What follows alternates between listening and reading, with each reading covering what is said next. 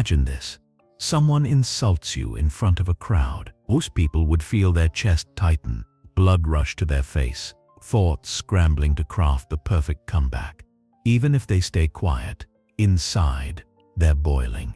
That's what most people call being calm, pretending they don't care while secretly replaying the insult in their head all day. But there exists a state far beyond pretending. A state where you genuinely don't care. Not because you're numb, not because you're distracted, but because your inner balance cannot be shaken. Miyamoto Musashi mastered this state, and it wasn't motivational fluff. It was life or death. In 61 duels to the death, every single one of his opponents lost. Not just because Musashi's sword was sharper or his body stronger, but because they lost before the fight even started. They lost in their own heads. They got angry, jealous, impatient. They burned energy on emotions that Musashi refused to touch. And when the blades finally crossed, they were already exhausted. He stayed unbothered. They died. This is the paradox. The strongest man in Japan wasn't defined by muscle or steel, but by a terrifying kind of emotional detachment. His calmness wasn't passive. It was strategic. It was so unshakable that enemies with everything to prove collapsed under their own anger. And here's the part people don't realize. This wasn't luck, and it wasn't genetic.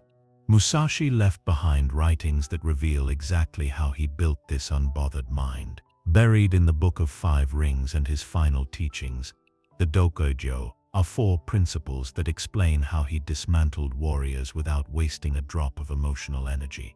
4 principles that don't just apply to samurai duels, but to arguments, insults, office politics, social media drama, every single arena where people try to provoke you. By the end of this video, you'll know them. You'll understand why insults stop hurting, why criticism stops draining you, and why calmness isn't weakness, but the sharpest weapon Musashi ever carried.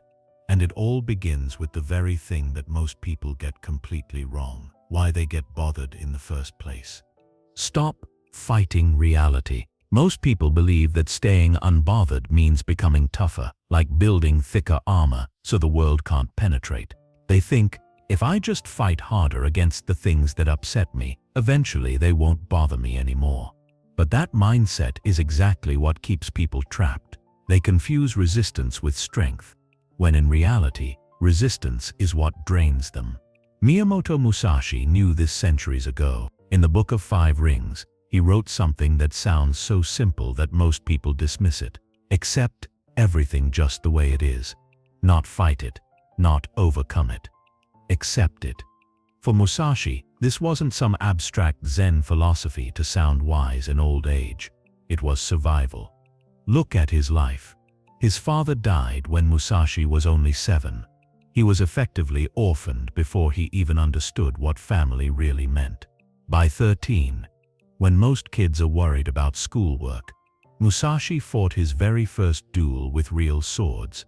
Imagine being a teenager and knowing that one wrong move, one shaky hand, one emotional reaction, and your life ends. Most people crumble under unfair circumstances like that. But Musashi never once wrote a complaint about his life in decades of notes, journals, and teachings. Not once. Why? Because he discovered the trap that destroys most people. The fight against reality itself. Think about how the human mind works. Something bothers you, a harsh insult, bad news, a setback. Instantly, your brain launches into resistance mode. This shouldn't happen. This isn't fair. I need to fix this. That inner battle creates tension. The tension creates stress. The stress clouds your thinking. Suddenly, you're not even reacting to the problem anymore. You're reacting to your own resistance. You burn energy, lose focus, and make poor decisions. Musashi watched this pattern play out over and over on the battlefield. Warriors would let a delay, a taunt, or even a change in weather throw them off balance. By the time the duel began, they were already tired.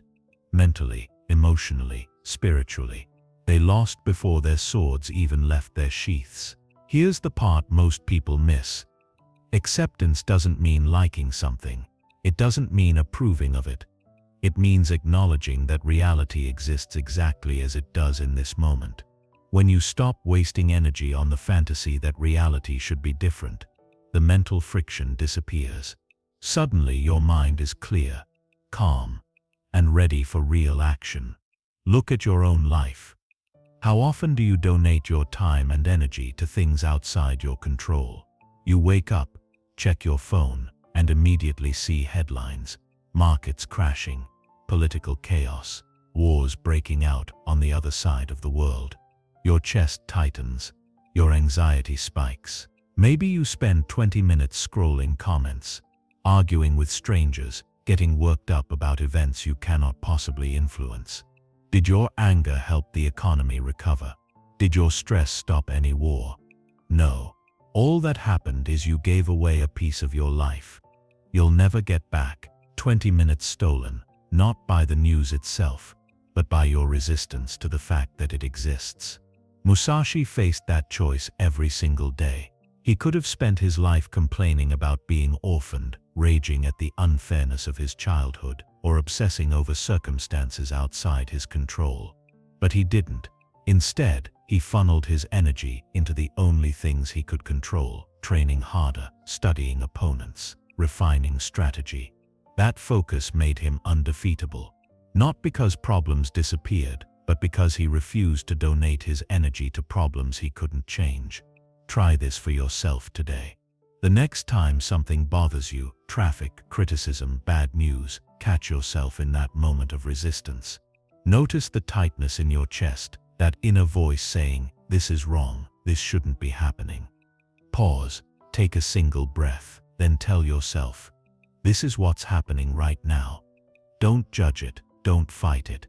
Just acknowledge it. You'll feel something release inside you.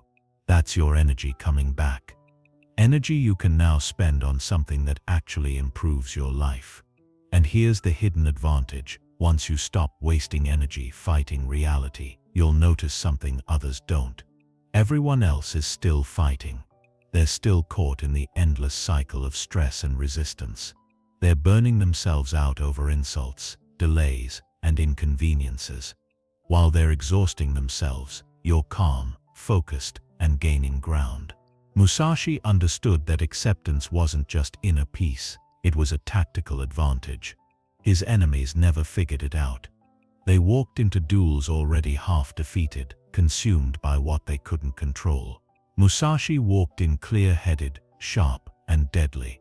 This is why Principle 1 is the foundation of being unbothered. Stop fighting reality. Every minute you resist is a minute stolen from your power. Every second you spend raging at what you cannot change is a second where you could have been sharpening your sword, your mind, or your life. Acceptance is not weakness, it is the first step toward mastery. But Musashi didn't stop there. He discovered that if you stop wasting energy fighting reality, you can go one step further. You can turn the emotional chaos of others into your greatest weapon, and that's where the second principle begins. Let them defeat themselves. Once you stop fighting reality, something fascinating happens. You begin to notice how much energy other people waste trying to fight you, the world, and even themselves. And here's the secret Musashi discovered. When someone is trying to provoke you, they're already losing. Their obsession with disturbing your peace is a drain they can never recover from. You don't have to fight them. You only have to let them keep fighting themselves. Musashi spelled this out in his final work, the Dokkōdō, where he wrote, "Do not be jealous of others' good or evil." On the surface it sounds like strange advice. Why not be jealous of good? Why not despise evil? But Musashi wasn't talking about morality. He was talking about energy. When you become entangled with what others are doing, whether admiring them or condemning them, you are giving away your strength. And Musashi's life proved it, again and again. The Yoshioka clan learned this the hard way. They despised Musashi. He had humiliated their best fighters, and their honor demanded revenge. So they set up an ambush, 70 armed men against one. Imagine the arrogance of that number. They arrived early, spread out, weapons sharp, hearts pounding, convinced that Musashi would finally fall. But Musashi didn't show up on time. He let them wait, and wait, and wait. In those hours of waiting, something lethal happened. Not to Musashi, but to them. Adrenaline surged through their bodies with nowhere to go. Muscles tightened, breathing quickened, thoughts raced. Some became angry, muttering about betrayal. Others became anxious, whispering that maybe he had found out. Their unity fractured into suspicion. All the while they were burning energy at a furious rate, fighting enemies that weren't even there. By the time Musashi finally walked onto the field, they were already spent. Their formations sloppy, their reflexes dulled. He didn't need to outmuscle them. He only needed to step into the gaps created by their own emotional collapse. 70 men, and not one could touch him. That's the principle. When someone is trying to get under your skin, they are the ones burning fuel, not you. It's emotional judo. Let their force work against them. You don't win by counterattacking. You win by doing nothing. Think about how this looks today. That ex who suddenly sends you a text, the one carefully worded to sting, to remind you of your past, to bait you into a reply. They're sitting there staring at their phone, checking every 5 minutes, getting frustrated when your reply doesn't come. Who's winning? They are donating their morning to you, pacing their kitchen, rewriting texts, running entire conversations in their head. Meanwhile, you're at the gym, you're at work, you're building your future. They are fighting shadows, you're living. Or consider that coworker who thrives on drama. They spread rumors, stir conflict, drop backhanded comments in meetings just to see if you'll bite. Watch closely. They're exhausted by lunchtime. They've spent all morning micromanaging reactions, policing whispers, playing puppet master in their own theater. They don't realize it, but they're wearing themselves down. It's a full-time job being an emotional vampire. They'll burn through their strength while you stay steady, and it's not just co-workers or exes. It's family members who know exactly which buttons to push at dinner, old classmates who can't stand your success, strangers online writing paragraphs about why you're wrong. They're all following the same pattern, spending their finite energy trying to disturb your infinite calm. And here's the part people miss. Real indifference isn't pretending to be above it all. That's just another performance, another way to exhaust yourself. Real indifference is knowing a simple truth. Every minute they spend trying to provoke you is a minute they're not improving their own life. They're literally trading their future for the chance at your reaction. That's the worst exchange rate in history. So the next time someone tries to pull you into their little storm, picture them like those 70 men in a field, sweating, shaking, and wasting their strength. Your silence is their defeat. Your peace is their frustration. Your forward motion is their stagnation. You don't need clever comebacks. You don't need long explanations.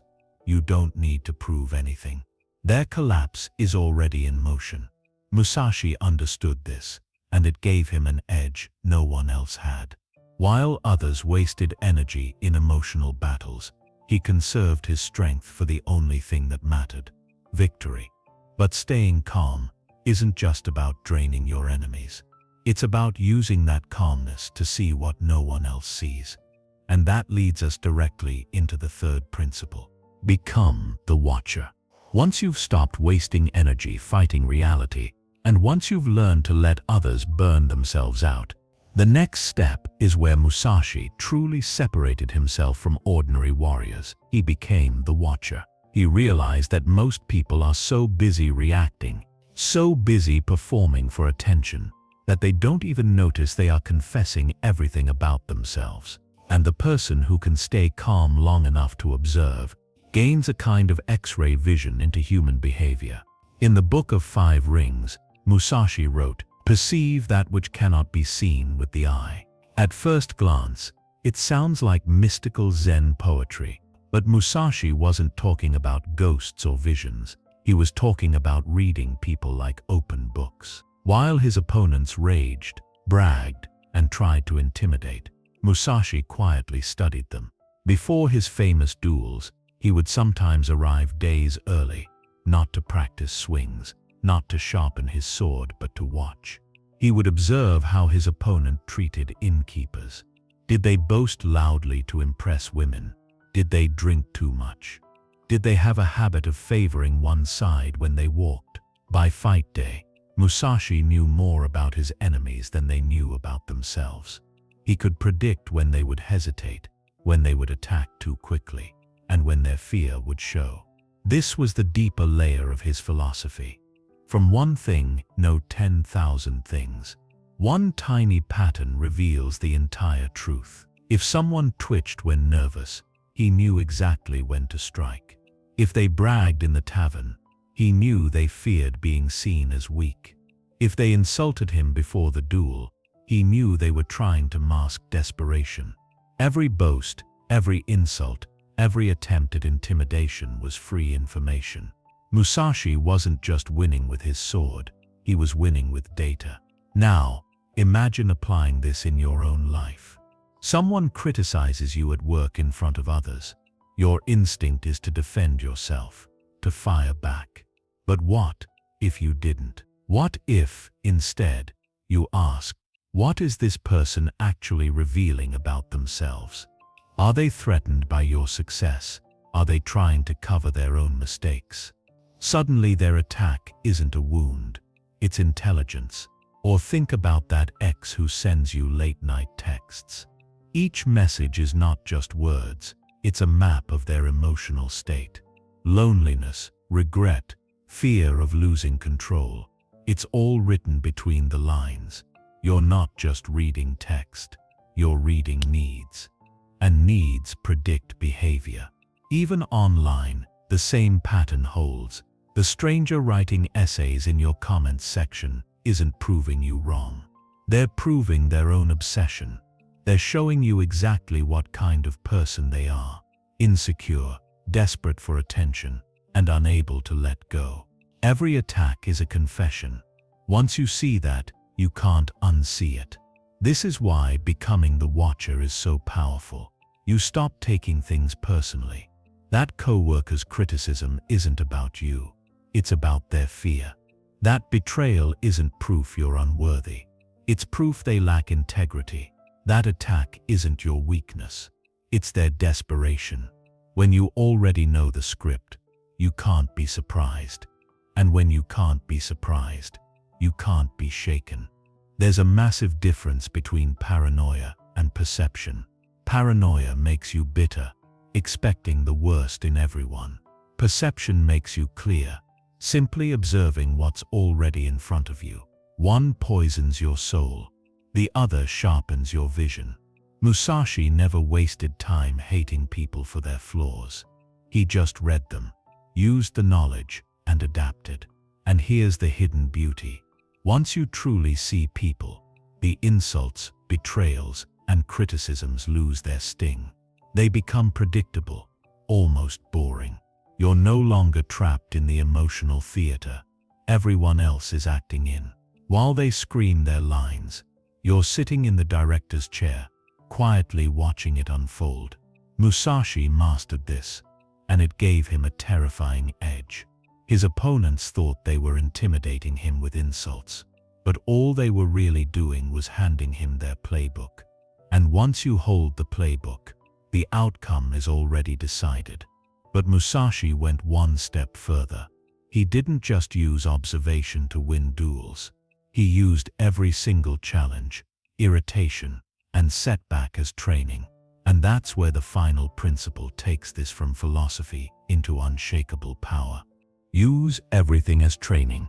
The final principle that made Musashi untouchable was his ability to turn every irritation, every enemy, every setback into training. To most people, challenges feel like personal attacks. To Musashi, they were lessons. This shift in perspective is what turned him into a legend, not just a man who survived duels, but a man who could not be broken by life itself. His most famous duel proves it. Sasaki Kojiro was unlike any opponent Musashi had faced before. Younger, stronger, undefeated, and infamous for wielding a weapon most men couldn't even lift. The nodashi, a massive sword longer than a man's arm span. Kojiro's specialty was a lightning-fast technique said to kill before the eye could register the movement. The duel was set for a small island, and officials ferried Musashi across the night before.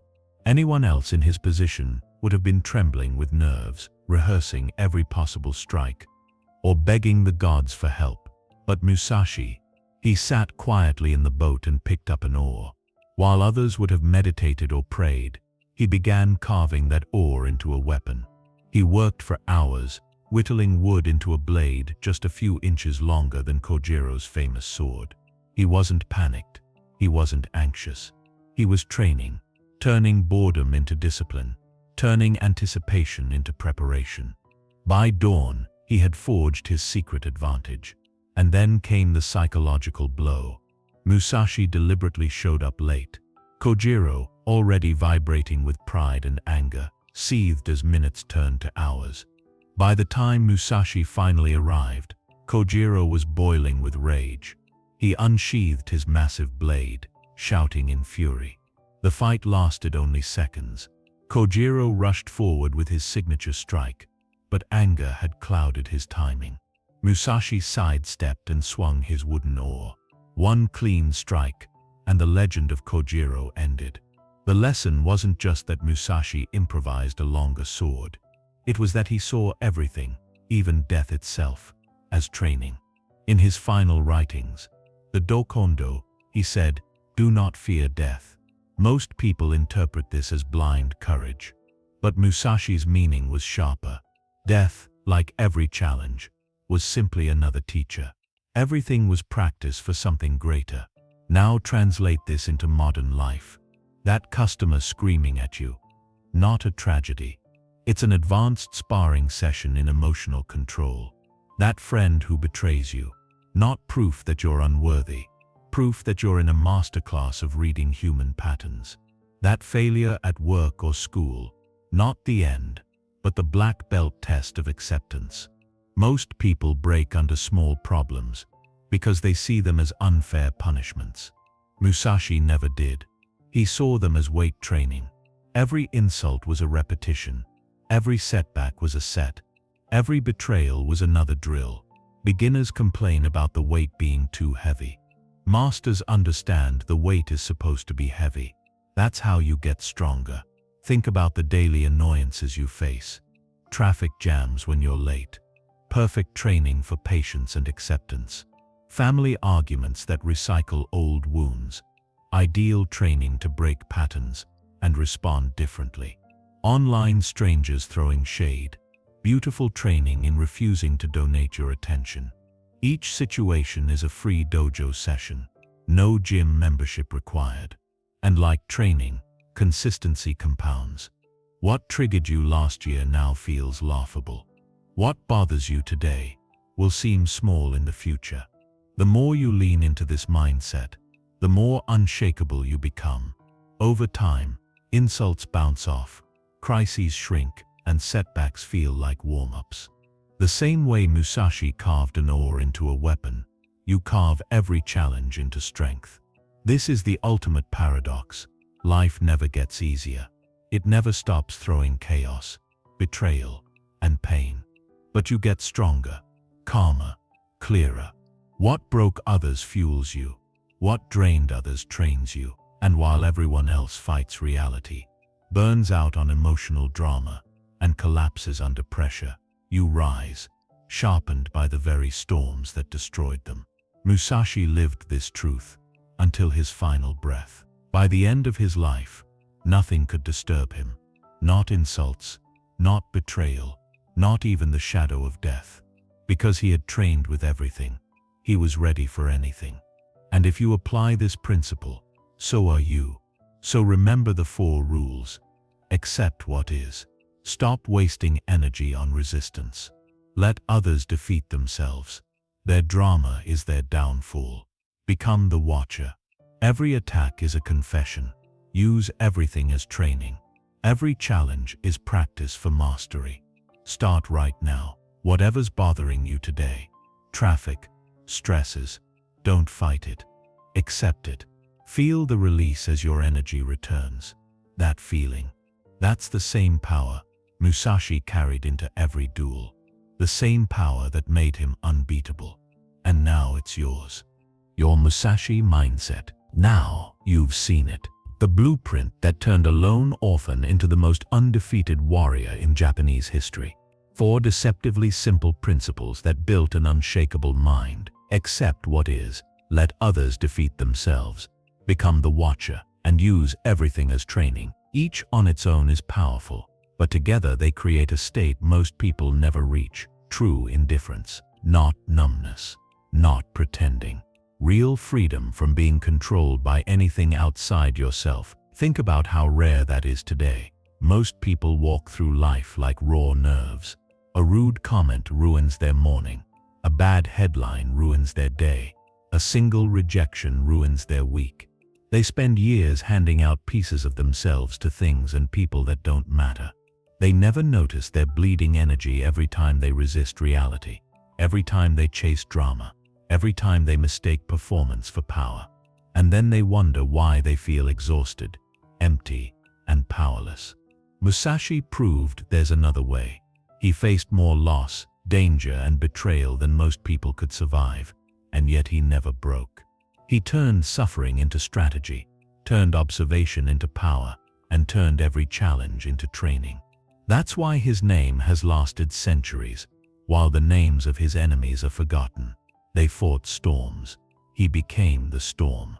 The truth is, you don't need a sword to live like this. The battlefield has changed, but the principles haven't. Today the duels are different. Social media arguments, office politics, family drama, rejection, betrayal, fear of failure. But the rules Musashi left behind still slice through all of it. Every insult, every setback, every irritation, each one is a chance to practice mastery. So here's your challenge. Don't just nod along and forget this tomorrow. Take one thing that's bothering you right now. Maybe someone's criticism, maybe stress you can't escape, and stop fighting it. Accept it for what it is. Feel that moment of calm, that spark of clarity. That's the same unshakable calm Musashi carried into 61 duels. The calm that made him unbeatable. Because in the end, the real fight was never with his opponents. The real fight was with himself. And he won it long before he ever stepped onto the field. That's why insults couldn't touch him. That's why enemies collapsed before his blade. And that's why his wisdom still echoes today. Because it's not about swords.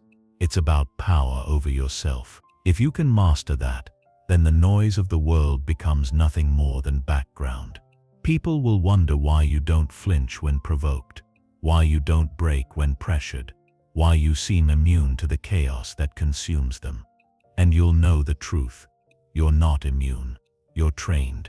That's the Musashi mindset. Untouchable, unbothered, unbeatable.